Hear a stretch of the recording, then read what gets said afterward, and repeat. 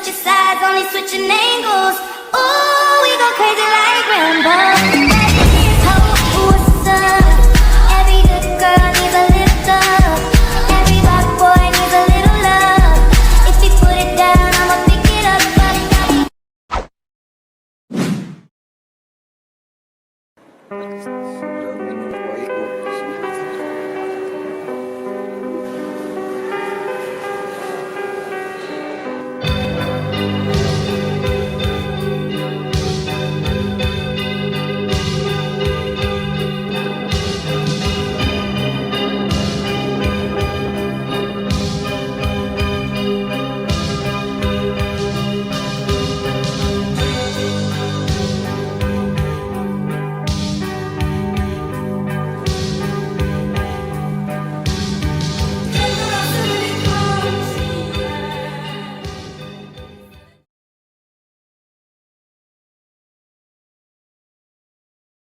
Nama saya Hartono. Hartono.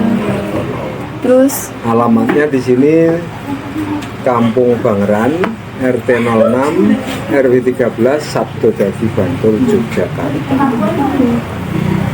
kalau boleh tahu sejarahnya kok bisa berdiri Siva Handicraft ini gimana Pak?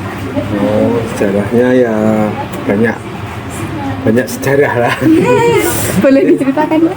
Di ceritanya dulu saya kan kerja di dulu pertamanya tas ya. Saya kerja di Bali. Di Bali kurang lebih 1,5 tahun. 1,5 tahun. 1,5 tahun ikut orang, barangnya pun ya untuk bule-bule semua. Bali kan bule-bule Iya, semua bule. ya. Misalnya 1,5 tahun, terus saya pengen balik pulang ke kampung sini lah. Nah kebetulan pas saya pulang itu ada orang yang ngikuti saya. Ngikuti saya dalam arti itu orang Cina. Pengen saya itu ditarik jadi pekerjanya dia. Dia punya perusahaan besar, tapi belum ada karyawannya. Nah saya di Bali dulu saya membawai anak tenaga kerja itu ada 50-an. Saya sebagai kepala kerja. Nah, begitu sana itu bubar dalam arti itu surut lah. Saya pulang diikuti itu, pengennya dimanfaatkan untuk bekerja di pabrik yang ada di Jogja. Nah, awal mulanya itu saya tidak berani lah. Maksud saya tidak mau. Saya pengen mandiri gitu. Makanya saya langsung pengen mandiri itu aja. Nah sebelum saya pengen mandiri itu ada juga pembeli saya atau pelanggan saya di Bali itu ngikuti saya juga. Akhirnya ngasih order. Nah, awalnya itu ikuti order, masih order, ya udahlah kita jalani. Terus sambil kita cari pasar di lokalan Jogja. Akhirnya berjalan terus itu mulai dari 93 ya. Dari tahun 1993. Tepatnya bulannya saya lupa. Itu terus saya mulai merintis dengan karyawan seadanya lah dulu kira paling 3-4 lah. Terus jalan terus sampai itu perusahaan yang menginginkan saya itu masih tetap ngejar terus Mbak. Pokoknya pengen saya kerja di suruh sana kerja sana. Dulu PT-nya PT Eskona Aditama di Ring Road Utara Yogyakarta Meguwajo.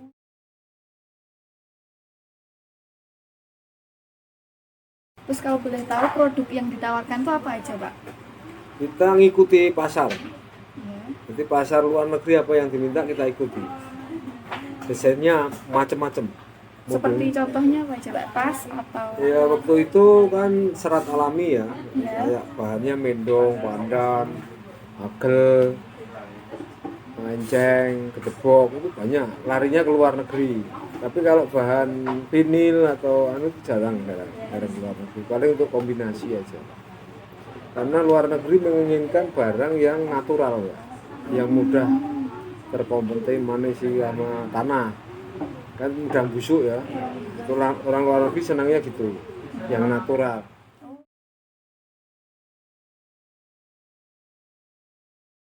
Kalau produk yang paling unggul yang sering di dipesan tuh apa aja sih Pak? Contoh. Sebetulnya itu barangnya itu kayak ya laundry itu tempat pakaian. Kayak Ada box tempat sepatu. Karena itu tempat sepatu kan bukan sini kertas ya. Iya. Karena enggak macam-macam Bundanya bahan. kayak kayu kayak gitu. kalau yang kayak gitu tuh apa tuh Pak itu? Itu hotel gitu pakai. Oh, itu kayak tempat Vinil itu. Nah, itu untuk hotel-hotel di Jogja sini. Ke Jogja, Jakarta, Bali.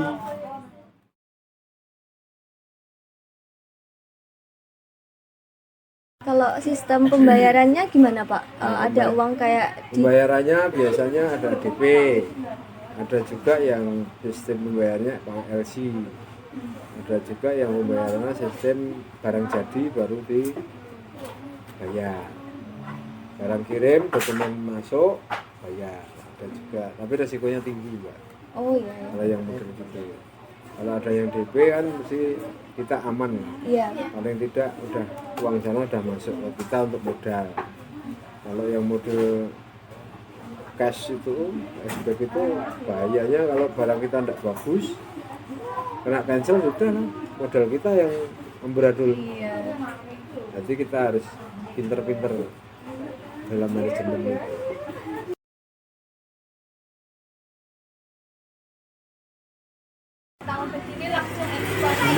Enggak, belum. Itu habis gempa apa ya? Habis gempa, Mbak. Berarti sekitar tahun 2006-an ya Pak? 2006, 2007 lah. 7 lah.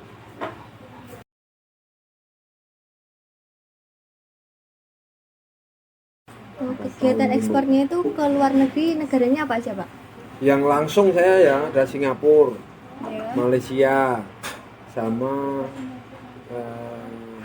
Singapura, Malaysia. Yang langsung itu ada 2 itu lah. Tapi lainnya saya masuk ke perusahaan tuh banyak, Eropa, Amerika, banyak sekali barang saya yang keluar situ.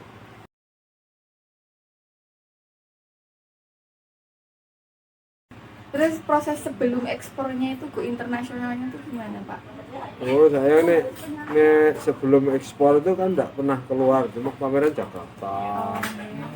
Sedangkan pameran Jakarta kan biasanya kalau INA atau PRJ, kalau INA biasanya kan bayar-bayar luar negeri masuk situ, Mbak. Oh iya.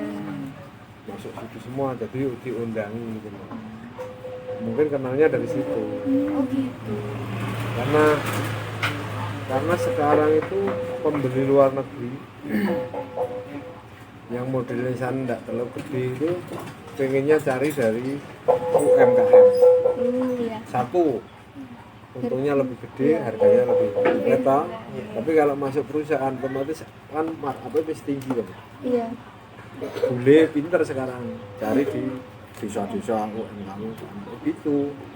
Karena untungnya dia gede banget.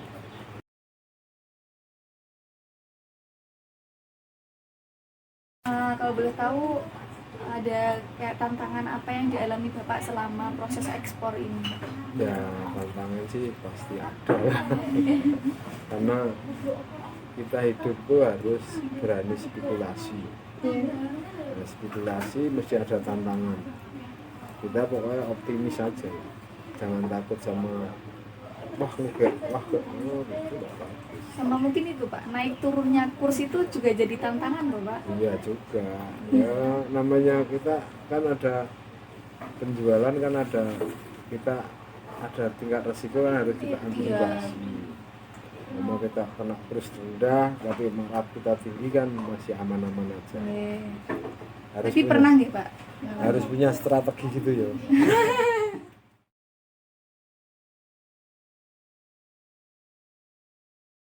Kalau untuk pengiriman sendiri ada kendala nggak Pak? Mungkin dari pemerintah harus izin ini atau apa gitu? Ya ada lah. Nggak ada? Ada. Kalau enggak gitu si pembeli Oh yang ngurusin ya Pak? si pembeli sudah pesan dulu. Jadi yang ngurus-ngurus kontainer segala macam itu sudah dia. Oh gitu. Dia kan cari aman ya. Oh iya. Pokoknya nanti Pak Hartono kirim di penyalur ekspor impor di sini gitu. Nanti kita kirim di gudangnya, terus nanti situ bagian packing situ-situ. Oh iya. Kalau enggak gitu juga ada kerjasama umpama pembeli itu banyak yang diminta kayak Indogram, terus nanti ada kayu, terus ada gerabah. Nah, itu nanti komunikasi, saya butuh 1 kontainer, barangnya harus barang handicraft, kayu, gerabah. Nah, itu masuk dalam 1 kontainer gitu. Pembelinya bisa gitu juga. Berarti kalau boleh tahu Bapak itu secara langsung sama pembeli yang luar negeri atau Ya itu langsung ya. Langsung itu. ya, Pak? Langsung ya itu. Kalau yang masuk pabrik kan urusan perusahaan ya. gitu?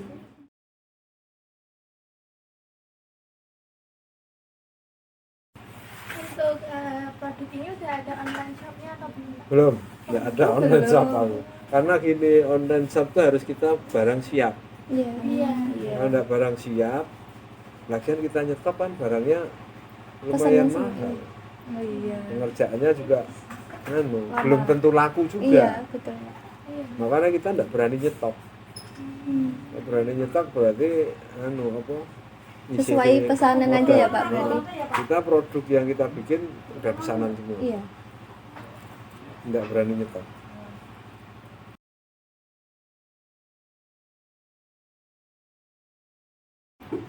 Terus kan biasanya pasti kalau setiap tahun tuh ada inflasi kan Pak. Nah, bagaimana Bapak menyikapi inflasi tersebut? Apakah mungkin kalau inflasinya naik otomatis harganya pun Bapak juga naikkan atau bagaimana?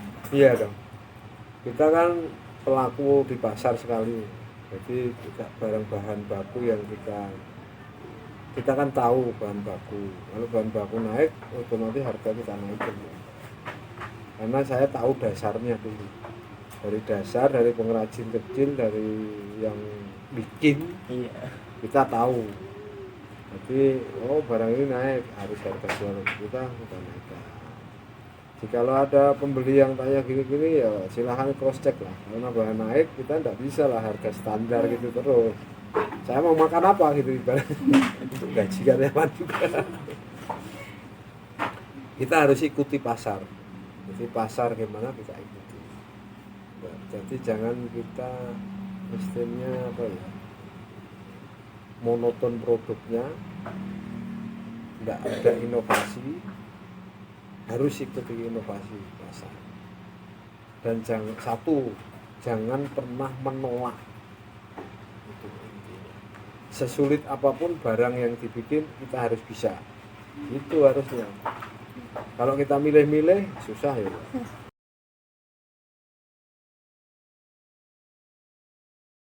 Baik, terima kasih ya Pak atas waktunya berkenan untuk kita wawancarai pada hari ini, dan semoga usaha Bapak semakin maju, terus kegiatan ekspornya semakin gede, terus UMKM-nya maju, otomatis Indonesia ekonominya juga maju.